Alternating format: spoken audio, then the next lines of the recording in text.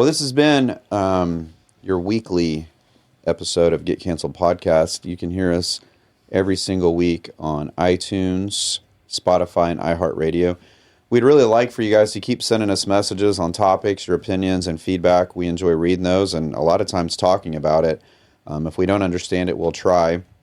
You can leave us reviews, too. We need reviews. If you don't give us a review, it's really hard for the algorithms to push us up where we need to be. So you can go to the top and hit the 3 buttons, click it, and it will let you share it to your social media so your friends can hear it as well. And if you ever just need or want to see the beard in real life, we're always going to be on Facebook Live as well as YouTube. Your beard's hanging up over there. It is. So I bought you one. Yeah, it's brand new. If you guys haven't noticed it yet, Apple Podcasts has video. Apple Podcasts is going to have the video there as well, so you can see the beard live. Yeah. That would actually be really funny. I'm gonna get some for him. It's gonna be good. I kind of want to get Tara like a pair of underwear with your face on. I'm fine. Nah, dude. Hey, I do ordered. Do a swimsuit. Just The whole swimsuit. There's a massive face of Kellen. I've seen those on Facebook.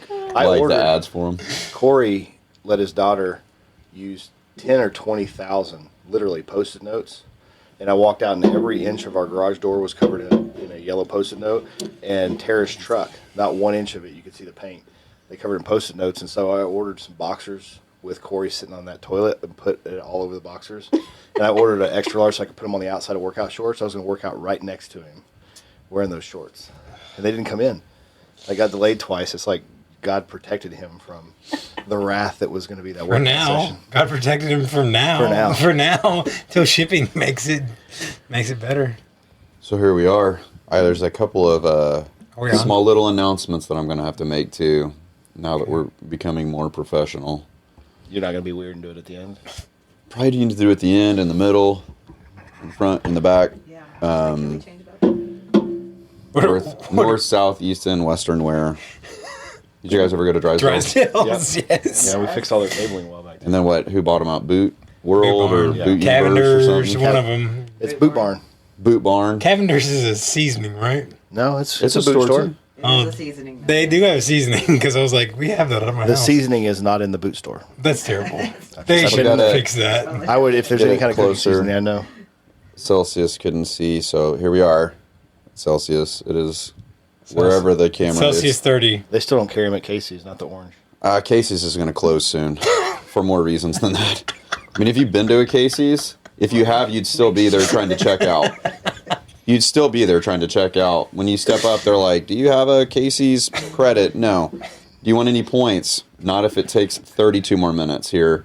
You'll stick your card in. Never works. I'm actually Never gonna works. I'm going to be more patient now that I hear Bryan whine. Casey's is horrible. Well, all of them. Quick Trip screws us all up because we go in and just go like that, and they don't pay attention to anything, and you're on your way. Everywhere else is like, whoa, whoa, whoa. It turns a different color, makes a different sound, asks 4 questions everywhere else. And I'm just like, I'm so spoiled because I go to Quick Trip too much, and they just well, you have got me to pull plan my- ahead to go to Casey's. Or do you gotta leave Take a your vacation house day. 45 minutes It's early? going to be on the calendar. My kids like the pizza at Casey's. You could have The no pizza at traffic. Casey's slaps. The pizza at Casey's is very good. It Very slaps. good. Their only redeeming quality. It might be their only redeeming quality. I mean, Maverick or Come and Go literally could just turn the pizza thing on And and growing up, did you ever immediately hear the take word over. slap? Like I think it's a Thad generation word. It's me. It is. It's me. It's okay. I understand who I am. Right. I'm So very yeah, comfortable with my skin. Celsius, please don't hate us. Here we are. We do drink Celsius here. So does Kellen. He drinks the weird flavors. I do orange. Only do orange. He didn't like electric vibe, though. Well, what Bryan just said is he doesn't like all your other flavors, whereas my taste buds don't suck. Kellen, after my race this past weekend, I had a peach one, and that was good. Was it good? It was very good. Bryan hated Did it. you run a peach? He hates everything that's not orange. You know I did. Well, actually, that's funny that he says that. Hey, how'd you I race actually go? hate orange. It was good. It was The good. color. No PR, but sun came out and it got hot really quick up in the mountains, which is, We're talking about your running thing? yeah. I ran a 154, so not bad. 20, great. how many miles? 13. It was a half marathon. That's Hey. a lot of people can't run 13 miles. Yeah, most. Most. Most. 13 meters. And you walked in on Monday just fine? Yeah, I flew back on Sunday night and walked in on Monday, sold some insurance, and I I was just gonna say one day last week he had like 4 lunches. Like, what are you On doing? Friday. Eating lunch, third lunch. no, that was On that Friday was last because night. What's I happening had right now? I had a carb Yeah. load, and Brian was like, "How many lunches are you eating?" And I was like, "As many as you'll offer. Like, I'll eat them all today." You kind of talked me into running almost. He had like 2 full pizzas, had a whole thing of 1 bag of candy, a whole bag of chips. I'm like, what are you doing? He's like, I got to prepare to run. Well, I guess Hard. if some Like people, A carb load. I guess if some people around here can have 7 smoke breaks, there's no reason why you can't do about 3-4 lunches. And I sat at my desk at most of them and made calls, so it's fine. Well, I don't want them doing smoke breaks at their desk. But your Well, health that's- journey is a great transition into my final announcement today. Have you Perfect. made an announcement? We will. Well, Celsius, orange, Feel like I'm at orange. So Casey's is horrible. Don't go there. Just Sorry, railing on Casey's. Casey's. So there's another thing, and we'll get more into this on a later show. It's kind of more just talking about it now. You guys might have noticed a couple of posts that I've made that included Telegenics. Telegenics is a local company here that a couple of friends have kicked off, and a friend of mine, Sean Whalen, and I have kind of, in a way, I wouldn't use the word partner or anything like that, but we've engaged with them. You guys know the industry, with peptides and TRT and all that stuff is kind of going nuts, and you need safe ways to approach that process, people that have educated themselves on it. And so we'll have a link there in our podcast notes if you're interested in finding out more about the process that it is to engage peptides in a safe way that's got a very stringent process to it. You're not just ordering stuff off eBay. So Telegenics, that link will be in my in our notes. I don't know hardly anything about peptides. I know the people that do. I can tell you when you're in a gym and you bring them up, they talk about, I didn't know that was a thing. They talk about how they're mixing them and ordering off of Amazon. And by the way, that scares me because, terrifying. That's terrifying. there's a lot of products that claim to be what they are, and they're copying labels, and you're not even getting the actual pre-workout or protein that it says it is off Amazon. So ordering chemicals that you have to mix on your own precisely and hoping it is what it is off Amazon is super scary. Well, someone that I trust with my own process there personally is Whitney Finch, a local guy here in town who's extremely well versed in the health arena. And if you ever look at his stories, he's got like a 25 pack and it's just ridiculous. But he's gotten so deep down the hole of the peptide, the string of, kind of chain of command of those to make sure that what he's doing is as pure as possible, and you got to have them tested. If you can't get stuff tested, you'll end up with 97% glow and 3% carcinogens. No, you can't do that. That's going to be a problem. And so, or weighted, metals and things like that. And so, You can't afford it anymore when you've got drinking to Celsius. Yeah, you've got to get into a process for sure on it. That's why I'm going to link my Telegenics link there, so you can run through a process where you're not just ordering it from peptides.com. So we'll transition out of that now that we've been on for a while and people are rolling. And yes, don't forget, I will bring up Celsius again at some point. Do you want to do your weird, where you change voice and you get professional for We'll do 33 that at the end. seconds and talk about the reviews? And We'll do that at the end. I want to get into the meat? testing. The actual meat of this conversation. Hey, filmed a- hey, I like how he teed this up. He doesn't know he did it, but he spent 7 minutes talking about the outside. And now we're going to talk about the inside. He really had an appetizer there. Now we're about to hit the steaks. So Well, I did this would be film nice. a live just a little bit ago about what we're going to do today, and so we'll probably have some people look because I said something about secrets and testing my personality and whatnot. So I'm sure there'll be plenty of people wanting to figure out what's wrong so that they can just clip it, and then share it. He is an idiot. He did do that. So we're not going to talk about that secretive of stuff, but We are going to talk about what's wrong with you today. I'm excited. well, we'll need a couple of chapters, but I wanted to bring up, because people are so interested in this, our guest today is Angie. She's someone that I see personally, whether you call it counseling or therapy. I don't know what people call it. What do you guys call it? Getting better. I call it something different every time. Hashtag, dealing with deep stuff. Not Yeah. running, not shutting down, not staying toxic. Talking to a People are just real weird about the words, professional. right? I had someone the other day, it's someone that I know pretty well. His wife has engaged therapy, and he actually didn't even like either of those words. He was like, I just need to say the word, coaching. And I'm like, why? They're different. That's because he has, Yes, they there's a were test for voiced. that. It's going to say you have very suppressed emotions. I think he was challenged with it, and he's a good guy, great guy, but I think that's the problem is he needed to call it something else because of his own issues. He's never been in that arena. So when you say coaching, it almost makes it sound like less serious or more business oriented instead of like working through emotions. You know what I mean? If you call it coaching, you can almost justify the idea that you're having to be a little more real, but you're like putting it in that business bucket. So it's like, it's okay to do Well, it it. either goes on him or other people. He either has a fear of man and insecure, or he can't deal with his own emotions as a man. Here's the deal, like counseling has a stigma, but everybody has just a story, and nobody's perfect. So even if you had both parents present, a good coach, they're not perfect. So it left you in a season where there is something that there's availability to emotionally mature or get free of, and most people don't go to anybody that spends their whole life dedicated to dealing with the emotions, strongholds, all the things that are keeping us in bondage. Yeah. And we put a stigma on it. So what happens is since everybody protects themselves from this horrible stigma because they can't be free to be who they are, they take their trauma and dump it on somebody else, and we call it hurt people. And so since people won't do the hard work, they walk around hurt, and when things get really, really hard or the season changes really quick, they do something improper with their emotions and they hurt people around them. And I wanted to kind of say one more thing before I engage Angie in the conversation. I had a few people ask me when I made the posts, like if it was going to be Tara. And so I wanted to say something real quick on that. No, it's not Tara. I have seen Tara, love Tara.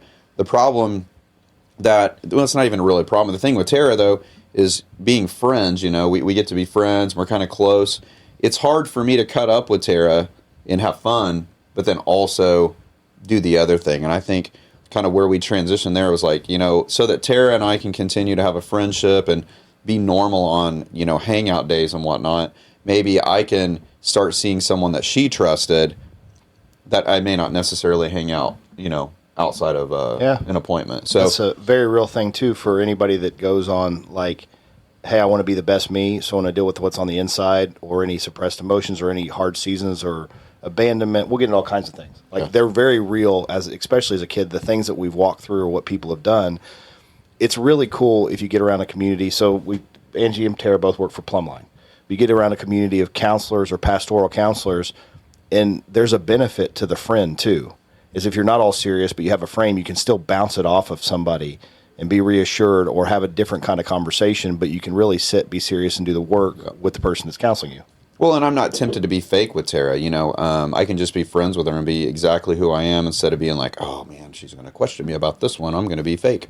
You know, so you guys know I love Tara, have referred multiple friends to Tara, and so don't think about it that way. That had nothing to do with, you know, anything weird. You know, it was more so just like, hey, so Tara and I can just be friends, and she can be herself too. You know, if she's seen people professionally, sometimes maybe she's going to be in a place sometimes where she's like always having to perform, you know, and that's not fair to her either. And so just that was all it was for those asking that. Tara's amazing. We'll continue to refer to Tara at all times, as well as my new friend Angie on this too. So Angie, I'll let them know a couple of things that you and I have done I hadn't done before. You know, we get questions about the Enneagram all the time. And, you know, I already got questions about, are you going to talk about the Enneagram? We may at some point. I think the Enneagram's okay. I don't know much about it. I know that I've taken it a few times. And most of the time people say, yeah, that kind of seems like you. But the problem with the Enneagram that was different than one of the tests that I'm going to talk about with you is I feel like if you think at a certain level, you can almost take the Enneagram and make it tell you what you want people to see on it for you. I've always kind of felt that way with that personality test. You know what I mean? I feel like if I answered it enough times a different way, I could make it produce something different. But this Taylor Johnson one we did a couple weeks ago, as we went through that one, I felt less capable of manipulating that test. Mm-hmm. And the reason why I felt that is kind of what I said to you on the phone a while ago, and I want you to tell me about this, but the way that one seemed to work for me is when I would answer it, the result that came from it wasn't what I thought. The result that came from it was really the inverse of the reaction that I would have. And so that's what I want to talk about with you. It would shock me because you would ask me this question and I would answer it and be like, okay, it's this, and it's actually the opposite. It was what that test was trying to tell us is not who my personality is for doing it. What that test was saying is why I was doing that thing. You know what I mean? It was like the inverse of my actions. Can you get into that a little bit? Because that threw me off a little bit. Like, for instance, I'll give you one very specific. I feel like people leave. People leave. Mm-hmm. They do. That doesn't have to be a negative. That doesn't have to be associated with divorce. That doesn't have to be associated with one thing. People leave because, well, I don't know, my dad left, my brother died, my mom died, my grandma died, went through a divorce, and a lot of people can relate. I would even say a divorce at one time to where it was like, hey, yeah, we had some challenges and we had some things, but I knew 50 other people at the same time with way worse situations that are still married. So then when I start to look at that, it's like, you kind of just quit. We just quit, But because of these things in all categories, to me, people leave. Mm-hmm. So when we were taking that test and there was some kind of abandonment things there, or me thinking people leave, I think that you were looking at that and associating it to how I might work in all kinds of relationships now. Right. So talk to us a little bit about when I say I feel like people leave, mm-hmm. I don't know that that's necessarily true, but it's true for me. Yeah, it's true for you. Yeah. And ultimately everybody does leave. Like, we're going to be left. Somebody in this room is going to be the last one standing. So it's a real thing that does happen. At the same time, we can find relationships that are durable and we can be accountable with each other.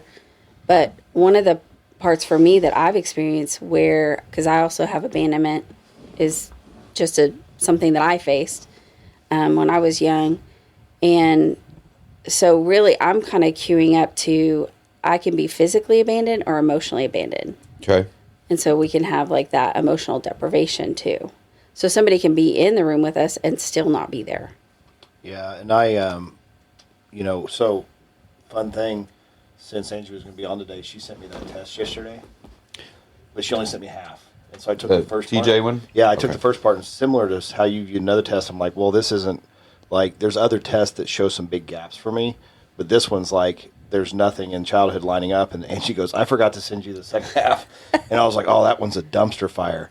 Like, it's the last, 17 through 20 revealed like all the stuff for me. But I don't have abandonment in my childhood or any other parts. And so for somebody without it, when you say that, like, that is a frame and that is a truth that people die, mm-hmm. right? And there's an end to relationships. Yeah.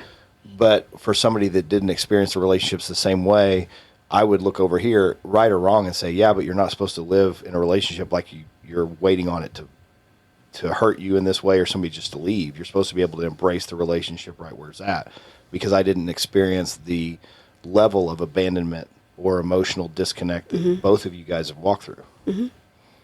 Yeah, and it's hard because once we've experienced abandonment, we decide, how can I keep somebody? How can I make somebody stay? And so we start working really hard at, trying to solve problems before they start. Maybe even diminish our own needs and wants so that we're not a burden. And so we start doing all these other things to try to keep that person close. Because it tells us if people are going to leave, then maybe I don't have value. And so we're trying to prove that's not right too. Is that an area where, and it's not right or wrong, like it's not the freedom you could live in, right? But is it an area where we accidentally can slip into control? Yeah. Manipulation. So if we're framing all that, on the actual root issue is, I'm afraid they're going to leave. Right. But we start slipping into doing all these things, manipulating and keeping control. Right. Based on a fear that this person's going to repeat what everybody else has done to us. Exactly. Yeah. And when on the Taylor Johnson test, I was thinking what came up for you was prohibitive conscience, which says, if I can solve the problem before it starts. And so then, because we're trying to protect ourselves, we're looking at everything that could go wrong and we're trying to solve the problem. We're trying to, be the fixers and want less. And so sometimes we can see where we don't trust that people care for us. So then we end up having to be the one that cares for everybody else. Well, when I think about the words you just said, I'll simplify that for everyone else to think. Overthinker, maybe. I maybe run too many traps for things that haven't even happened yet, but I'm calculating all possible outcomes. Right. And then likely what I think I do is I'll start reacting to the outcome I feel like is most probable. And then if it's not, I've, stirred up something that maybe I never even needed to get to, by just going so deep into all the outcomes, almost like a computer might run analysis on something. And these are you had seen it on Marvel on, what is it, the last one where Doctor Strange is like, there's 13 million possible outcomes. All these outcomes. Like, then this we've one probable. We've run the tests. If this one happens right here, this is what we want. So we're going to push all of our eggs into this basket for this one to work, but we're screwed if it's not this one. If it's not this exact. Yeah. It's like screwing the hole. Well, but you're screwed because you have to have that outcome be true because there's an actual behind-the-scenes fear of abandonment. Right. And so the only reason that it matters to you that your outcome is correct is because what the other person may ultimately do to you. Right. What I've seen you, and I think that's the benefit if we go back to and Tara's a good example, Tara being the friend and being in the room, is when somebody can see some of that go down. I think it's beautiful that test articulated that because Tara and I have both seen in certain situations with enough people in the room, you can see Bryan unintentionally sit back and he does one thing, his brain starts working. And so now it's become habitual. That we're running outcomes in order to protect ourselves. And it's not just abandonment. It's a lot we of can areas. prove ourselves right. Yeah. Because, I knew this was coming. I figured this out. And so then it compounds. I can get it right the next time. So that's a trap. I think for me, I was explaining it to my husband. I said, if I think of the trunk of the tree is the problem, I'm going to go to every branch and see what is the best outcome, what's possible. The bad thing about this is, too, I kind of consider it manipulation because here's a problem that I'm going to bring to you. I've already spent 45 minutes on it, and I'm going to bring it to you and give you 1 minute to decide. Yeah. And so, right, to ask what's the motivation it's to protect me. So I think when I'm looking at it as a protection mechanism, it can be a trap. And there's a lot of time wasted in doing that. And I think a couple things. One, for the people that are unintentionally controlled or manipulated, right? But as, and this is why I love counseling too, because the rest of the world is living on the surface and they're ignorant most of the time. And so you have people that you work with or a friend group and they're like, well, you're just manipulative, so I'm going to protect me. Well, that's a form, if they're that triggered, there's a form of trauma there for them. And they're attacking an action. And we've already uncovered what I like about this conversation. We've already uncovered the figuring out what the outcomes are. The manipulation or the control is not the actual problem. Right. The actual root of healing is this serious and real abandonment that's happened. Right. And protection. Yeah. And so if we can care enough about somebody to see past it and not personally be so offended or affected every time somebody doesn't do something right, then people can we have more opportunity for people to get real healing. Yeah. And I think the positive side of that is maybe a skill that Bryan and I have because we've thought so much and we've searched out all the answers, is that I think can actually be used for good, but it's when there is a problem, right? So you can come to me and him and we can think things through because we have that ability to really lock in, figure out the problem, think really quickly. But if it's used to self-protection, then I think that's probably the trap. Yeah, in a lot of arenas, that particular thought process is actually going to be beneficial.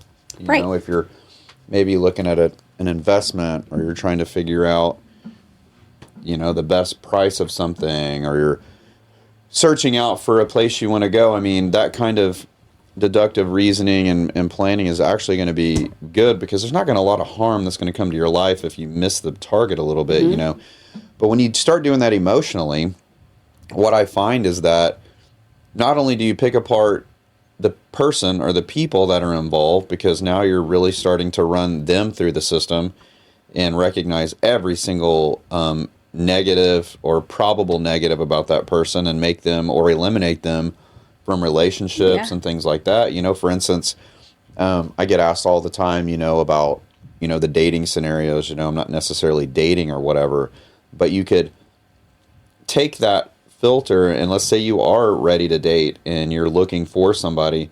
What you're going to doing with that type of thinking is take someone who might be like in the 80 percentile of a probable good fit for a person, which is good. I mean, 80 percentile, I mean, Lord, 60% is probably decent these days for someone because nobody's perfect. And in our age group, people have been through things and they're trying to navigate that if they're doing it the right way. But if you think like that, you're going to start chipping away at someone who could be a decent fit or someone that could work in your life pretty well. And you're going to start like clipping off little bitty dumb things from these issues you've had in the past that like, man, I hope this doesn't happen again. Well, it probably will, because maybe a lot of people do that thing, but this person maybe worked through it way better than the last person that did it. It's in our age group, not yours, Thad, you're too young. But in our age group, likely everyone's been divorced once, at least once in our age group. Let's preface with people that are getting back into or that are in the dating pool. Most people have been. But if you've been divorced at least once, there once, yeah. At minimum, and I hear this from people all the time, from men and women, it's like everyone's just so crazy and this and that. Well, of course we are. You've got kids, you've been through court cases, you've been through divorces.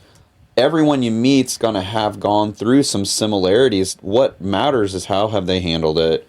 Have they gone and seeked out some help? Are they working through the process, or are they just ignoring it? Yeah, and Tara and I are heavily involved in a lot of relationships.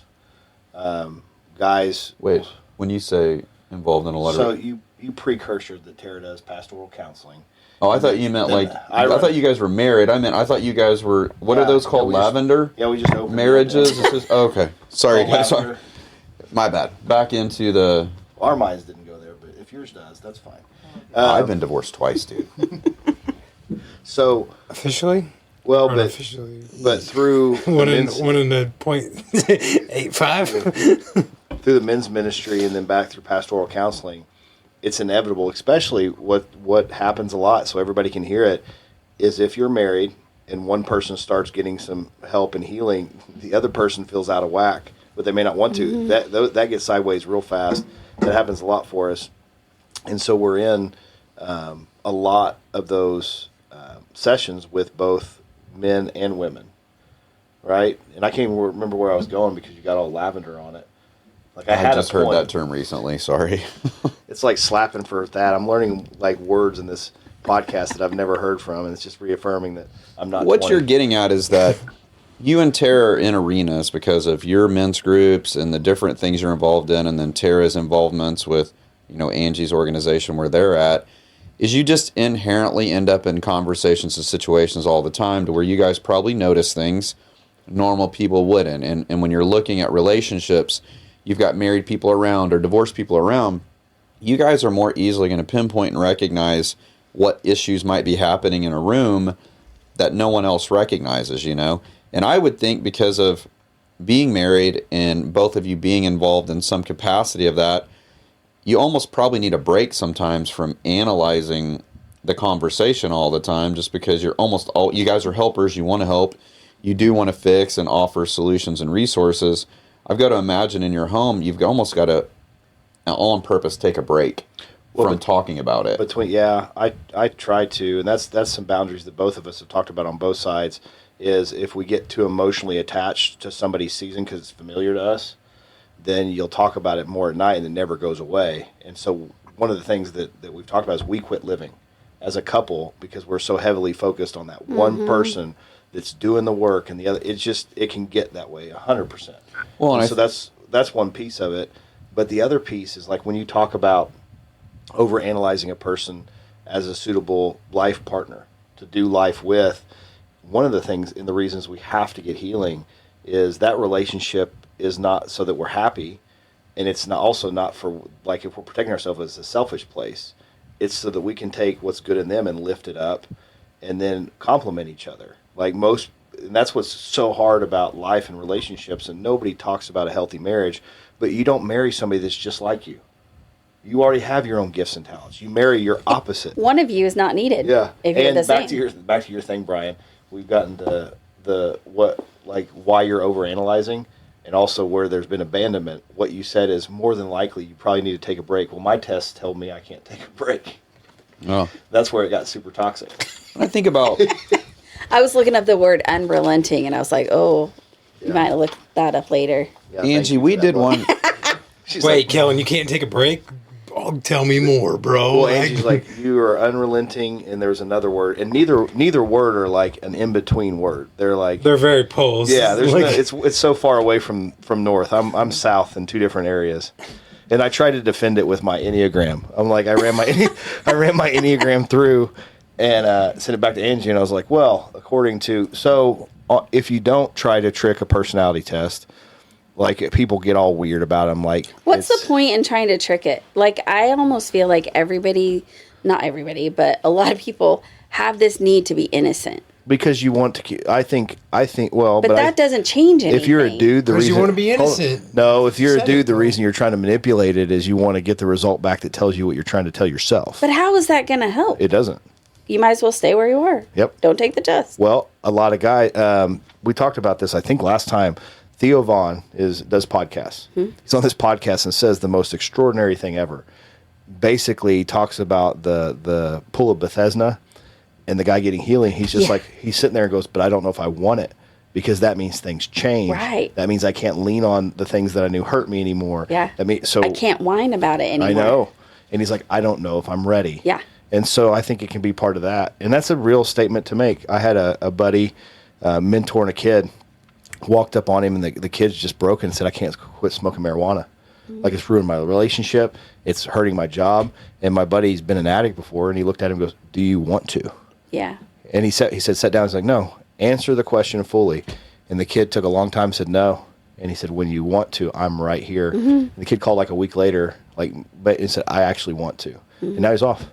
But it took that, and it took actually having the hardest conversation and then sitting in it, which I do so well based on my test, sit in all my emotions to get through it. I want to talk about a test we did a couple of days ago that you had in a book. You know, you can tell us more about it, but I think you told me it's more like life traps. So when we were answering these questions, I felt like it was somewhat similar as well to that TJ test, in that it wasn't the kind of test that you could fool as much, because it wasn't really looking like some of those questions in the Enneagram feel really true or false to me. And it's just really easy. And you guys are kind of discussing the basics on why people do that. I mean, you know, Angie, a lot of times I think the reason why people might try to fool an Enneagram is because they're taking it in a professional setting and they're trying to get something or achieve something. And Very true. in their mind, they've been told that aggressive go-getters are going to get more and better things. And so I feel like sometimes people are going to try to make that test design them more as that kind of person, because they think that's what people Which want is to just see. more of like to please the hierarchy. And if you were taking it for a relationship-based thing, I think you would try to make yourself look like the right answer. I'm the one that doesn't do these things. And then lastly, I would say, like, if you were taking it for purposes of like in a maybe even a friendship type of thing, you're going to want to look like someone who's approachable and nice and friendly. So that one is the reason why I kind of don't get into that one as much. Finger thing, doesn't it?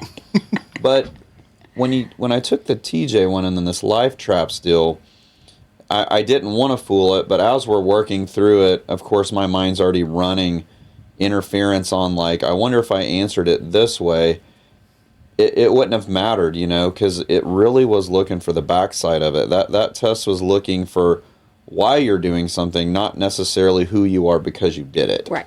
You know, whereas in the Enneagram, it's like, I'm this, whatever the one is that I do, and everyone's like, oh, yeah, you are that because you like to strangle people to death, you know, and it was easy. Because the questions were like, how do you feel? Which Enneagram did you take? The Well, serial okay, killer so think the one? questions like this. How do you feel when you win? Great. Brian just said out loud, I really like my Enneagram number. That's what he said. Have you seen? You've taken the test though. These aren't the questions, but they're so easy. It's like, how do you feel if you lose? Bad. It's more easy. How do you feel if you win? Great. How do you feel if a really hot girl gives you a compliment? Great.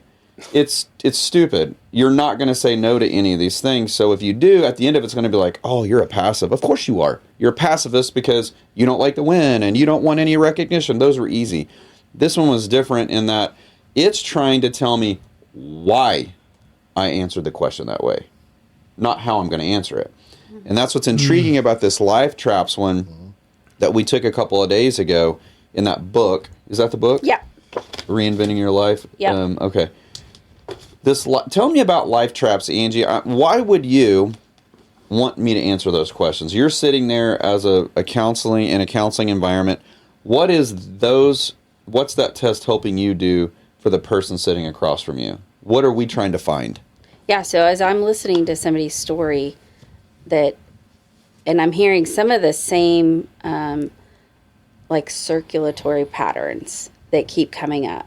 And when I can look at the TJTA and see how are they viewing problems and are they obligating themselves?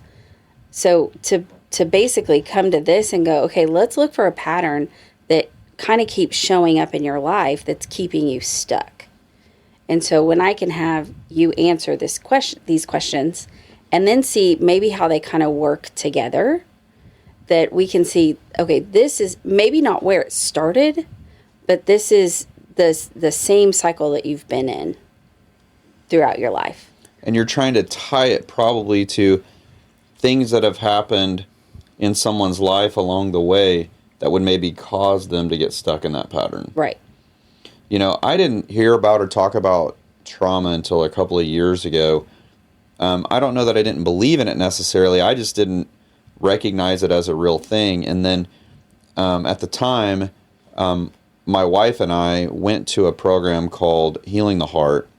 An amazing thing. Yeah, you love it. Everyone should do this weekend. Her and I thoroughly enjoyed it. I think it was extremely beneficial, even though maybe the outcome of the relationship wasn't there. I don't think either one of us would say that this wasn't a good thing. What we would probably say is we should have started out there. You know, because at this stage in life, when you come into it with multiple traumas and triggers and issues, and you immediately get into the relationship part of the life, you're already engaging in it, and you don't even know. Had we started life out, you know, the relationship out there, maybe there would have been a lot more productivity from the weekend, because you're going to follow it up, you're going to go again. And so a little bit of maybe that too little too late scenario, or maybe just how do we navigate this? We're so deep. But Healing the Heart happens in North Carolina. It's a ranch. An older couple runs this, and they take, this is the way I explain it, but they take the science that the world has created through research, and just there's a lot of real fact there when it comes to mental health and trauma. We've learned that you guys have learned through the schooling and education, but then they merge that with like the Holy Spirit part. They want to engage what God says about these things as well. And it's a great weekend to where you're working through trauma and learning about it. But when I think about trauma, and I think about, I only learned about it a couple of years ago and what it is, as you're giving these tests, Angie, because you've worked through this with people, are you already kind of picturing what has probably taken place in a person's life for them to respond a certain way? No. Okay. When do you start to recognize maybe what could be a pattern? You know, how is it something they say, something they do, or you just, is it the story that tells you? That's what I don't understand about trauma is sometimes people will go, oh, that's a trauma from X. Where do you start to recognize trauma, do you think? Yeah, so when people come into Plumline Ministries, we have them fill out an intake form that kind of tells us what the problem is, what's going on, what's bringing them here. So I think the first step, you've got to have awareness that there is a problem. Right. So when they're coming in, and then we have them do the TJTA and can kind of see, like, how do they view problems, where do they see themselves in relationships, and then how do they make decisions. And so we're it's like kind of taking little pieces of a puzzle and putting that together, also hearing their story. Sometimes they don't even know, like, people will come in and not even know that a traumatic event happened because they've been able to kind of suppress that and keep that down, you know.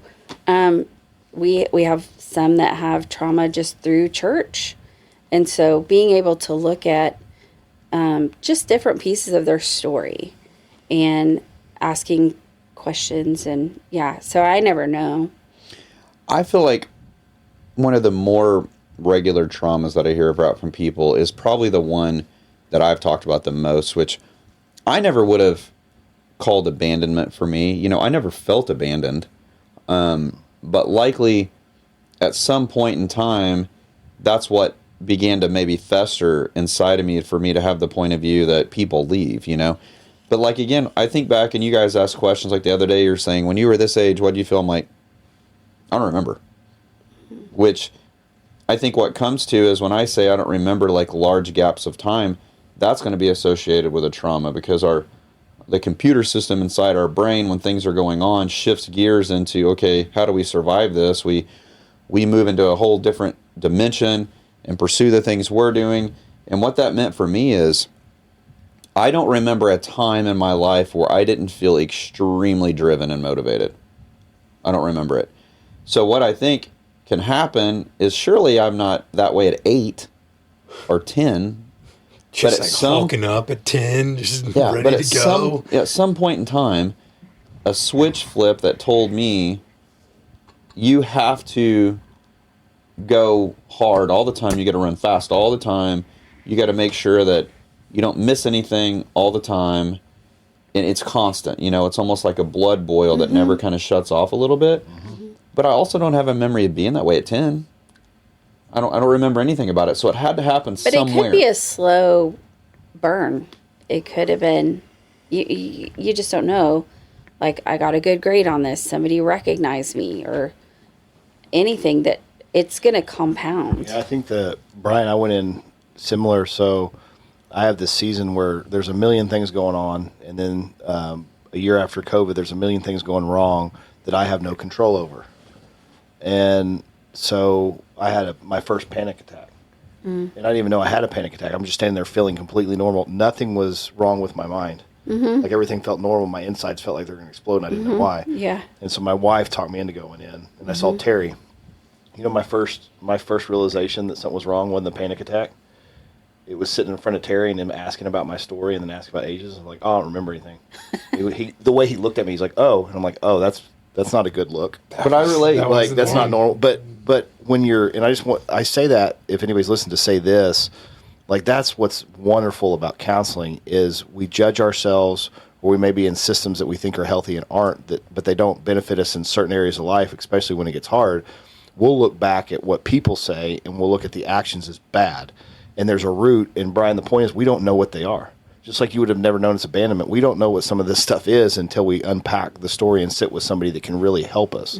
And on the other side of it, like, I watched my wife go through her journey to prepare to start counseling, like 6 years, all the stuff, all the classes, the books that are this 6 times 30, all the different, like, repetitions with people. And and that's what I would tell anybody, there are people literally out there that love people enough. They don't want them to stay where they're at. It's not serving them. They deserve freedom. And you guys have dedicated a decade of your life to be available to them now. And people aren't taking advantage of it. Oh, yeah. It's sad. Yeah. But they're not ready. Hey, how do you feel, just gut reaction to, Bryan, you said this, and I know from counselors, when people wait till everything's falling completely apart to come see you? Yeah. Especially in a relationship. Yeah. There's Right, most people though, right? Well, that's the problem. And here's the misconception. Counseling's not for trauma only. Counseling also has a lot of life tools that, I think the internet and schooling has let us know that school doesn't give us life skills. So unless we got perfect life skills from our parents, there's a ton that we're not equipped in for all of life, especially for relationships, especially for marriage with kids. And you go in, and I felt like an idiot. You sit there and we go through some stuff and we have a challenge in marriage, and you walk out with like this tool set, and I'm like, oh my God, it's simple. I never knew this. Yeah. Like, this makes so much sense. This simple process that I never had in place about how we handle arguments about finance or punishing the kids or whatever real life scenarios there are. There's a process for it. Yeah. And that's one example, but there's a lot of tools out there for every couple, for people that have had one mom, one dad, no parents, been adopted, trauma from anybody, and there's just these beautiful tools and freedom available that you're not going to get in life until you go to the people that have studied and make it a profession of helping you.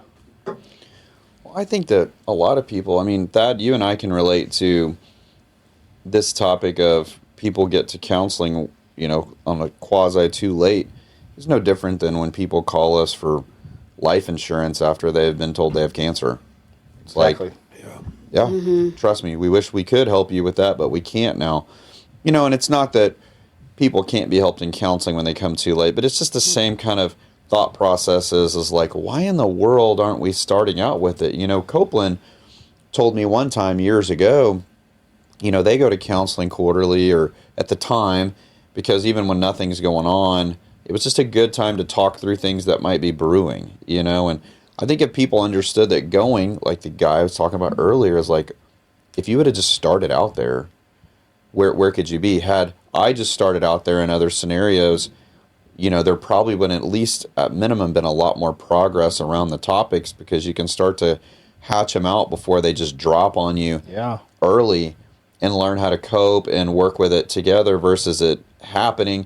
And then your nervous system tells you now you're enemies and you've got to fight this thing out and defend yourself, versus learning at the beginning, hey, we're not here to fight this out. We're supposed to do it differently. But after you have a couple of those fights, then resentment sets in, and then you got this domino effect. Well, and I think a lot of times in the generation either before you guys or your generation, it was highly looked down upon to go to therapy. It was highly looked down upon to go to counseling. It was highly... Did you hear him call us old? Yeah, he did it well though. In your all's generation. Hey, you called us old with a lot of respect. We're still sitting in the same room, dude. Feel good about You it. call me a baby every week. Cool. Well, hey, not only that, in my generation, especially on the athletic field, you're celebrated for toxic performance. Yeah, and so like... If you overdo it, if you stay 4 more hours and neglect life, you're high-fived as a man. Yeah, and so it's previous generations carried into your generations of like, we can't admit things are wrong. We can't go to counseling and therapy because that would be admitting something is wrong. Mm-hmm. Whereas, it's a loser. It's like a loser mentality. If there's a loser because they're admitting admitting fault. They're admitting wrong. We also defined winning by like, oh, you make more money than everybody. I don't care that you abuse your wife. By all means necessary. By any means necessary. As long as you're the best business guy, you're winning. Yeah, and I don't know if it was because in college I got introduced to like therapy. Like last year. That was over 10 years ago. Holy crap. But in college I got introduced to therapy because our college was like, hey, we have a free therapist on campus. Like, we pay her salary. No worries. Like, you can go see her whenever you want. I was like, for anything? what counts is like whenever you want. Like, they were like, just set up an appointment. Show up. Talk. Did you go? Yeah. What was it's been long enough now, right? I mean, you have to share anything weird, but what was the trigger? Because at that age group, that's interesting that, dude, had you told me in college there were free therapists, I'd have been like, cool. Yeah. Not interested in that. What am I going to do with the therapist? Is she hot?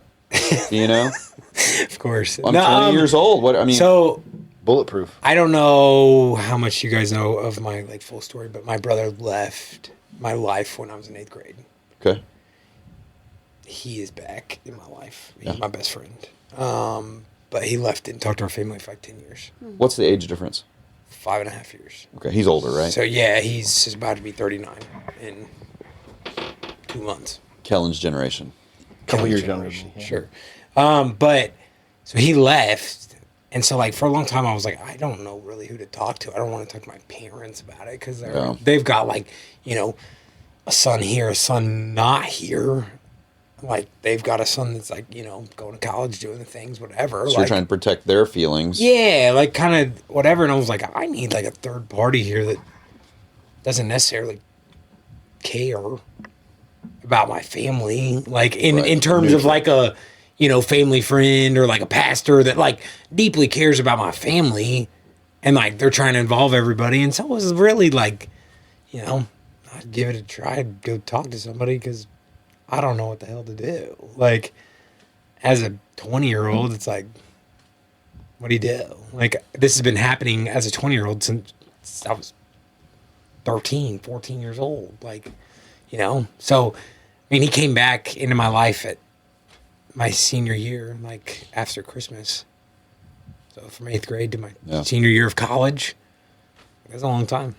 So many people I have conversations with around the counseling or therapy world, Angie, they'll always like, I just don't know what they're going to do. And it's not like they can do magic. They can't do this. And I've gotten to the point to where I think even at minimum, having talk therapy, which, people talk about, is valuable. Because I'll hear people say, I just don't think talk therapy is that big of a deal. Really?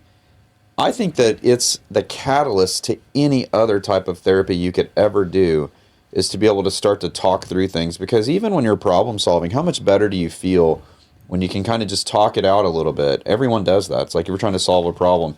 How in the world can talk therapy or being able to engage with someone about the process not be valuable?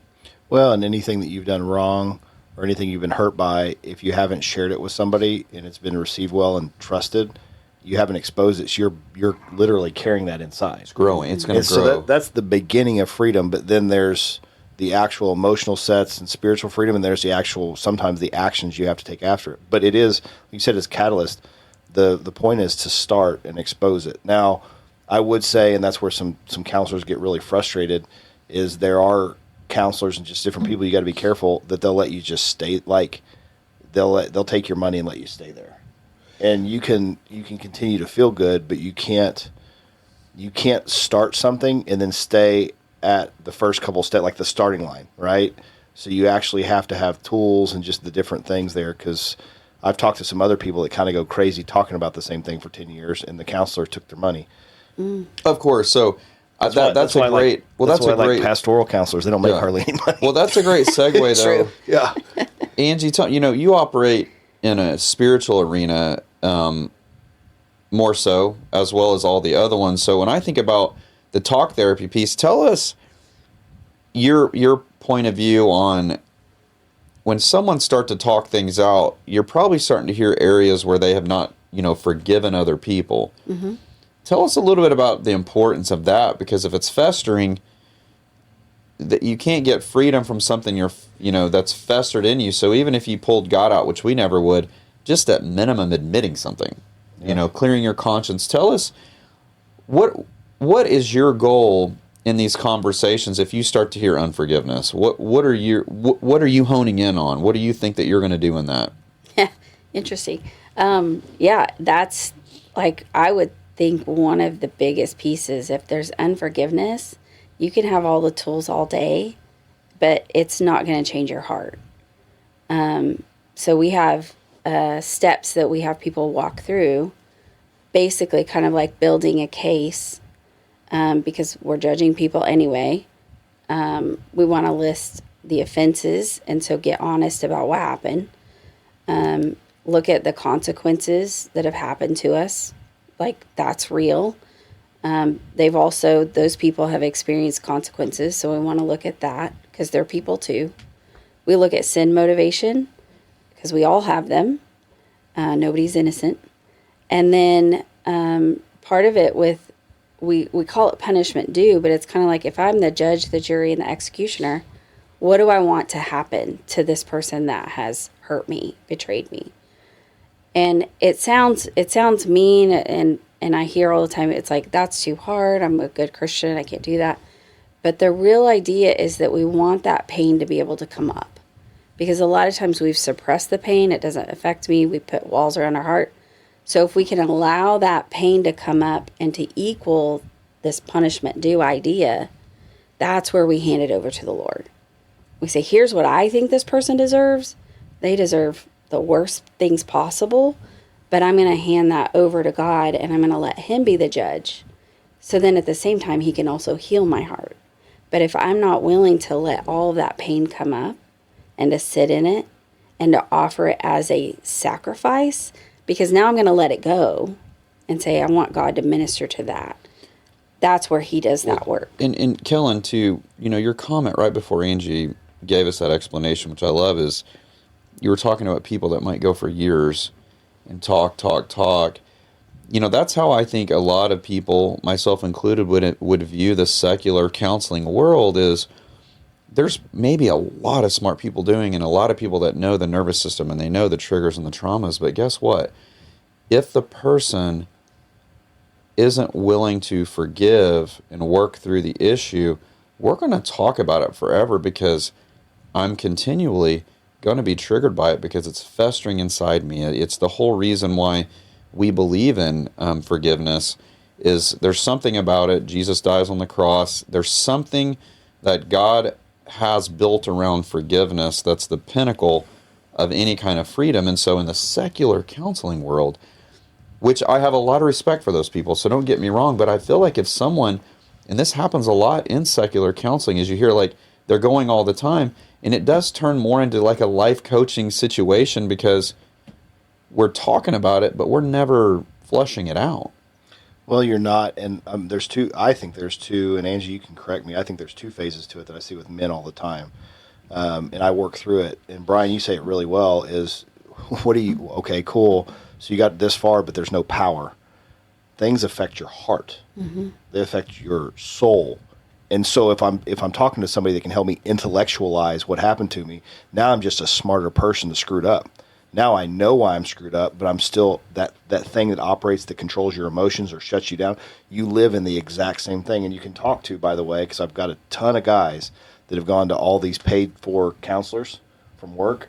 And I talk to all of them like, we're going to pray through it, because they're just, now they can look at me and tell me what the root is and all the stuff, and they're not free. That system is still running in them. They're still shutting down. They're still getting angry. None of that's free. But yeah, I mean, here's the other hard part, is not all people are awesome. And so as I hear a lot of the guys' stories, and for how long, they've talked about the same thing in front of somebody, and that person collected $230 from the insurance company over and over and over and over again. And that's all they really want to do. They don't really care for the healing. But the second part is, if they have the works, like you said, so they do some works, most of the time I talk to men, and that's primarily who I deal with, and it's all here, and they can explain what's wrong with them, but now they don't have any way to do anything about it. And then we get into our community, and like Angie said, we actually have a week on wounds, and we make them go, or if it's real deep, go to a counselor that can help them, but we make them go deal with the wound and turn it over.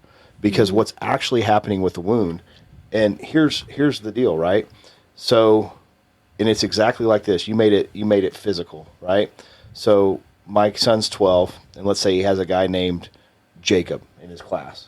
So Jacob walks up and hits your 12-year-old in the face. And so the next day, my son is upset that Jacob hit him, so he walks up and hits his face on the wall in the same spot every single day, because Jacob hit him in the face. Well, if he was standing there and didn't do anything, why did Jacob hit him? Because Jacob has an anger problem. And so I'm going to inflict physical, because I can see on the outside, harm to myself every day now because of Jacob's problems. And what I've done is, for the rest of my life, I've now made the problem in Jacob my problem. I'm holding it, I'm declaring, I'm keeping control of the fact that their problem is now my problem for the rest of my life. And that's what unforgiveness is, because it's doing the same thing on the inside. That person, no, it wasn't okay what they did to you. But since your justice wasn't served and you consider yourself the judge, you're emotionally hurting yourself every single day because of what that person did however long ago. Mm-hmm. As we kind of start to wrap up, Angie, tell us, kind of in your words, what is the most important goal a person can make when they decide, okay, I'm going to seek help through counseling? What's going to be the expectation you set right from the beginning with your client in that world? Because they're coming in with so many unknowns, tons of unknowns. So you've got to pinpoint, because you care about what you're doing, you've got to pinpoint something there that's going to help them understand that this is going to be a process. This isn't a one-time thing where you come in and then you report back to your spouse, okay, I went to counseling, because I know people have done that. Well, and some people get trapped in counseling to do that, to just get their spouse off their back. Right. So it's a checkbox. For you, at the end here, your words, we come in, it's our first time. What's the most important thing to you? that I can find something I like about them, that I can relate somehow, that I can care for them, because I think that's the most important. If I can't do that, I'm not the right person for them. Right. So I need to be able to find somebody else.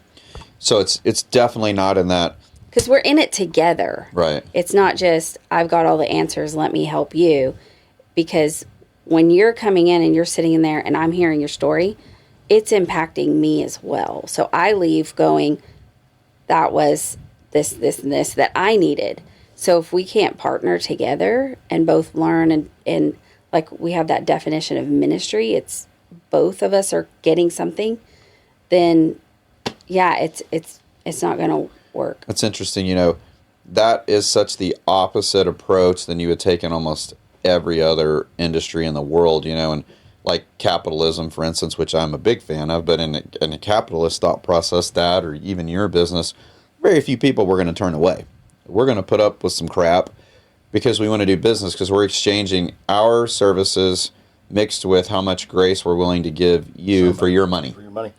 What you're telling me, Angie, which I think is important for people to hear in the counseling process, is I feel like a lot of times in the secular counseling world, and again, don't get me wrong, I think I have a lot of respect for anyone that's going to sit and listen to people's problems and then go home and try to be normal people. When you work jobs like that, law enforcement, any types of industries where everything sucks all the time, it's hard to go home and be normal, because you're almost, every time you hear something from people, you're almost carrying a little bit of it. It's attaching itself to you. So when I hear you say it's more of an authentic process, people need to understand you need to seek out, and also on your side of the table, understand if you're not working with someone that doesn't seem engaged in helping you get to the end versus just logging you in their QuickBooks, you probably need to think about something different, because you're not going to get anywhere. You've just entered a realm to where you're exchanging money for services versus money for help, and I think there is a difference. Well, and what I hear you saying is, you like that person, you hear where they're at, you get something out of it. But I mean, you have a story too. Oh yeah. You've had some healing, and so the desire though from the counselor is because we can help champion, we can work through all the hard emotions that are about to come, and it's worth it from the hard emotions, because that person, if they'll do the work and seek the Lord, they're going to get freedom. They're not going to be where they're at, because and the counselors there know it. And here's what I love about pastoral counselors. I met them all the ones I met. You know what they all have in common? They've gotten freedom. Mm-hmm. That's the best part. So they're passing it on. Is to see somebody else get it. Yeah. Well, we're here. We're at the end of the road here. We're gonna change voices and do your. Yeah, it's gonna get deeper. It's gonna get deeper. Yeah, this is where we get all the weird DMs from people. Brian's gonna start reading my nighttime story. I'm sending him a book, and he's just gonna read it. Yeah, the same Brian's time. just gonna read my daily schedule. Someone already said if my jeans would get tighter, we would get more views. I agree with that, to be honest. So I miss all the holes and the fact that your ankles are more exposed. Hey, these are your new. jeans fit now. These are new, baby. So we'll definitely tag in. When we have these conversations like this, we always want to be a resource. It's never going to be our goal to tell you guys this is what you need or have to do in any arena, but we do believe in the things we're talking about, and we believe in it enough to connect you with the resources, and we'll definitely connect you with where Angie can be found, as well as like we always do, where Tara can be found, where the Journey groups and Band of Brothers things. We're going to provide those resources to you if you want to get engaged in them, which we feel like there'd be benefit to your life. Well, and real quick to that, not just benefit to your life, but again, from the posture that Angie had, is we want to see you have freedom, because these same tools and these same people have given us freedom. We're not the exact same person that was sitting here a year ago, because we're both actively in counseling. We're both in men's groups. Christ roadmap. multiplies, yeah. right? Well, it's a roadmap. Freedom You guys have got to multiplies. hear. We're not sitting up here saying, man, we got to the end of it and here we're providing resource. We're trying to say is, at least for me, for sure, I trip on things all the time. It's a roadmap. It's like, okay, I did this, but okay, I can get back on the back of the horse and keep going. Here's my roadmap. I'm not going to get away from it. And people need to hear that there is help for that. There is a process. There is people that can connect with you. There's not just like you make this mistake and it's the end. Well, and really quickly, like one of the most important things that was brought up today, outside of seeking wise and equipped counselor that has a heart that cares and that really can bring power into the counseling set that won't enable you to stay stuck, right, for a fee, is unforgiveness. Angie, is there a good, like if somebody knows that they've had some hardships in their life and they could be holding on to any kind of unforgiveness or bitterness, and it may affect outcomes on them. Or Bryan even brought up abandonment. Is there a couple good resources where they could start kind of digging in at all? For forgiveness? Yeah. Terry has Stickman Theology that has a whole chapter dedicated to forgiveness. And then understanding like our own sin. Because sometimes we think it's easy for us when we've been betrayed to think of that person in a judgmental way, almost non-human. And so we kind of want to look at ourselves. We turn and them look into at a them. monster, don't we? Yeah. And so when we can relate, like, okay, we both kind of mess up in the same areas, it makes them more human. And really, when we've done forgiveness in a deep heart way, where we've allowed healing to come in and we've transferred everything to the Lord, compassion comes in. And so this person that I thought was this monster, now I actually have compassion. Yeah, I think that's been the coolest part of my journey too. By the way, Bryan, is and you talk about the actual journey, but then counseling too for both the groups and counseling. Is I look at everything different. Like when somebody has an issue, I'm like, you understand there's freedom.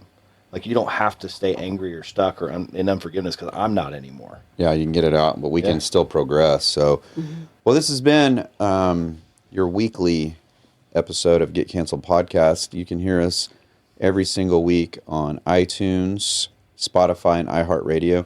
We'd really like for you guys to keep sending us messages on topics, your opinions, and feedback. We enjoy reading those and a lot of times talking about it. If we don't understand it, we'll try. You can leave us reviews, too. We need reviews. If you don't give us a review, it's really hard for the algorithms to push us up where we need to be. So you can go to the top and hit the 3 buttons, click it, and it will let you share it to your social media so your friends can hear it as well. And if you ever just need or want to see the beard in real life, we're always going to be on Facebook Live as well as YouTube. Your beard's hanging up over there. It is. So I bought you one. Podcast for videos as well. yeah, it's brand new. If you guys haven't noticed it yet, Apple on Podcasts has iTunes, video. Apple Podcasts is going to have the video there as well, so you can see the beard live. We're going to close her down. Thad, do you want to pray us out today? Let's do it. Father God, we thank you so much for real, honest conversation, because I think that's what the heart of Jesus wanted for us, was real people to talk about real things. So, Lord, bless the people in this room, bless the people listening to it, help them to find those people that are safe, that they can talk to about their life, because don't suffer in silence. So, Lord, we thank you so much. In your name we pray. Amen. Amen. Don't forget to Get Get canceled. Oh, I did it today.